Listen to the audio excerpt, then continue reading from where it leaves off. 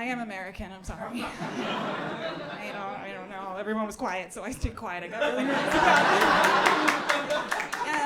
But I don't live there anymore. I live in Prague. I live in the Czech Republic. Have we heard of it here before? Yes. Okay, I don't need to be very fancy.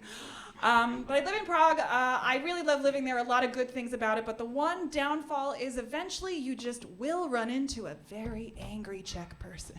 I don't know if that's an experience any of you have had, but it can be very memorable. And the most recent one I had, I was down by the river and I was feeding the pigeons. Because I'm a very cool person. I have lots of friends and rewarding hobbies. So I was feeding the pigeons, and the very angry Czech woman comes up to me, and she was very angry, and she says, "What are you doing?" I thought it was pretty clear what I was doing, but in addition to being very cool, I'm also very kind. So I look at her and I say, "I'm feeding the pigeons." This was the wrong answer. She gets very angry. She goes, "You know you should not be feeding the pigeons because they gather by the river and then they poop everywhere, and Prague City Council has to waste their time and money to clean up the poop. And I am a Prague girl and I want Prague to be beautiful for everyone. Where are you from?" And I saw my opportunity. I said, "Russia." I was sent as spy to distract your precious Prague City Council so that you will be too distracted by the bird poop and you will not notice when the tanks roll in. It's pretty fun. It's not all like that, though. I've definitely had some very lovely experiences with strangers. I was on the tram, and this woman out of nowhere came up to me to compliment me about comedy.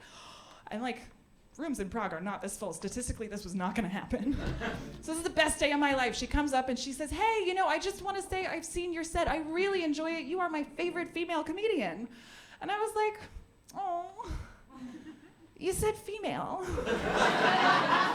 Right? I should not complain. It was so lovely, but I just kind of feel like favorite female comedian kind of has the same energy as "Hey, you're my favorite white guy on the basketball team." You're never gonna be the best, but I love watching you try.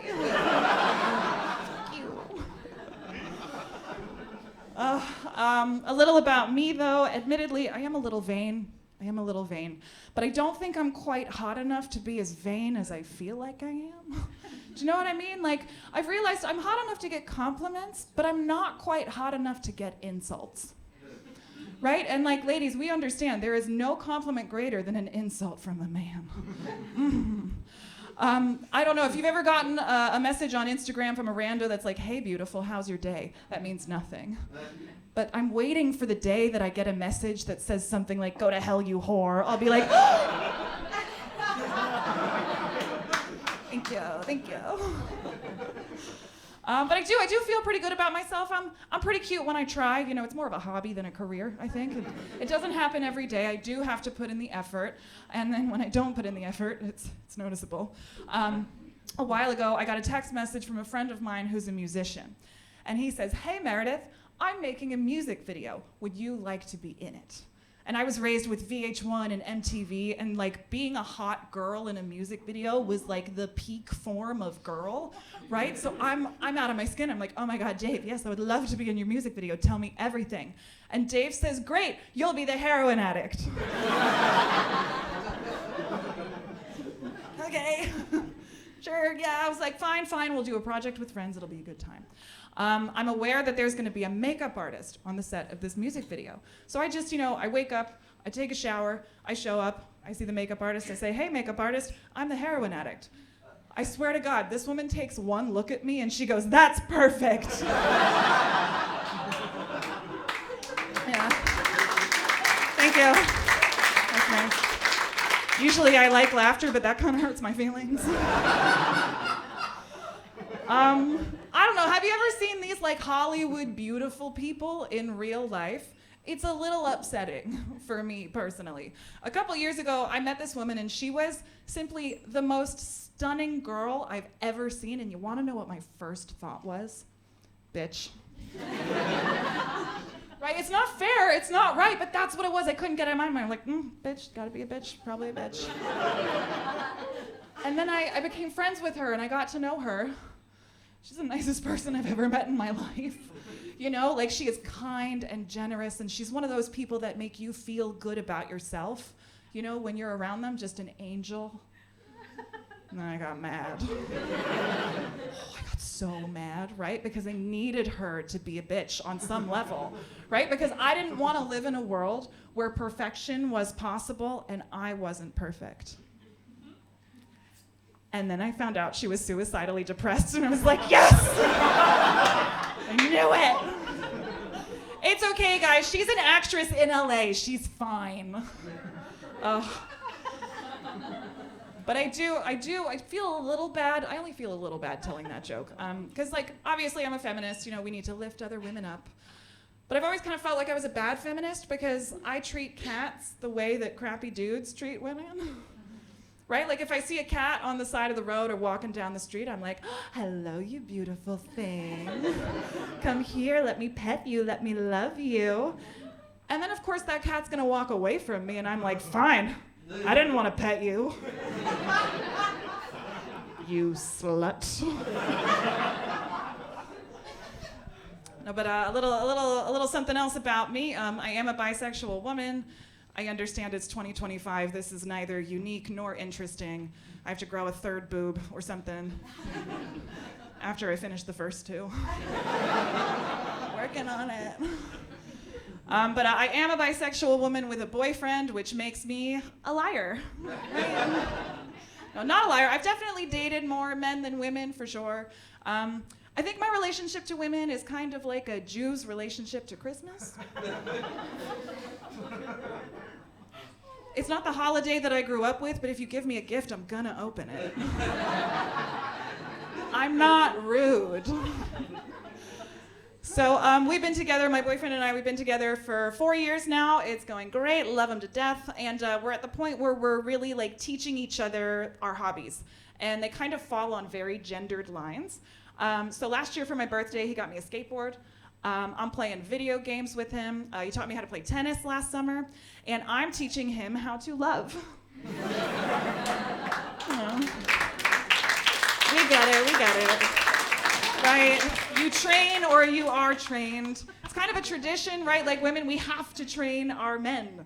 And I feel like a lot of women, like, we're angry about that responsibility now. But I don't think we have to be. I think it's an advantage. Because if you think about it, if we train them, the emotions that they have and express, they can only have and express the emotions that we've taught them to have. Right? So again, I said we were together for like 4 years. We're averaging like 1 emotion per year. My relationship, which is twice as fast as my ex. Thank you. So what have we done so far? We've done horny, important. Yeah, that lady. She's done horny. We've done horny, we've done grateful. Also very important. We've done sorry. And if he keeps paying my rent, I'm gonna finally teach him happy this year. Yeah.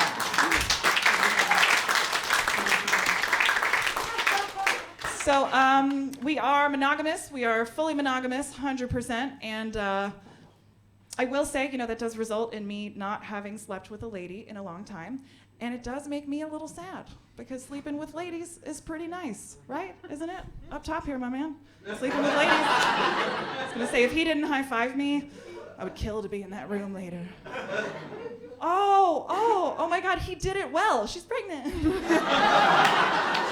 He did it so good. That's never happened. I have high-fived a gay man before. That was a little weird. But yeah, like whenever you have 2 genders in the same bedroom, you know, you're just kind of on the next level because you know what the other person needs, like immediately. You're just on the same page. And I won't speak for all women, but I think most women, myself included, like I'm a very mental person. You know, I have to really be mentally involved to get to that finish line, right? I actually have to like do some real deep breathing, you know, forgive my mother, and then, only then. can we get there? I'm just not sure I've ever been on the same page with a man during sex, because for all of the effort I'm putting into trying to get to that finish line, he's putting in the same amount of effort trying not to. Right? And that's if he's a good one, because they don't all do that. I asked my boyfriend once what he thought about during sex. Don't do that either, anyone. Because this man said climate change. Yes, wait. He actively gives himself real anxiety so that he does not cross that finish line. He's my favorite person in the world. But what that means is I'm there, my face is in the pillow, and I am layering every single porno I have ever seen in my life. And he's back there thinking about polar bears without a home. All right, that's gonna be it for me. We're gonna have Ronan back on stage.